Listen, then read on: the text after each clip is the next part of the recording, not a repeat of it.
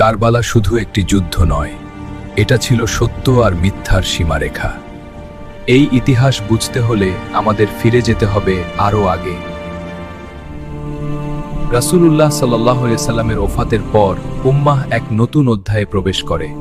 নেতৃত্ব বদলাতে থাকে, কিন্তু সময়ের সাথে নীতি বদলাতে শুরু করে।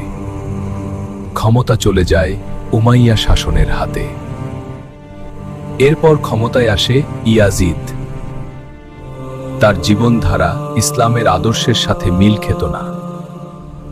ইয়াজিদ চাইল সবাই তাকে বায়াত দিক।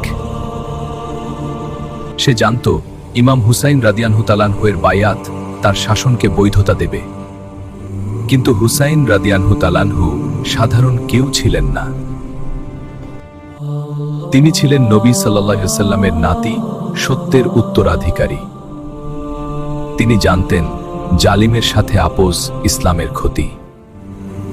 তাই তিনি বায়াত প্রত্যাখ্যান করলেন। এই সিদ্ধান্ত পরিস্থিতিকে বদলে দিল। হুসাইন রাদিয়াল্লাহু তাআলাহু জানতেন এবার বিপদ আসবে। পরিবার নিয়ে তিনি মদিনা ছেড়ে বেরিয়ে পড়লেন। এই যাত্রা সাধারণ কোনো সফর ছিল না। এই পথের শেষে ছিল কারবালা। এক প্রান্তরে দাঁড়িয়ে ইতিহাস অপেক্ষা করছিল।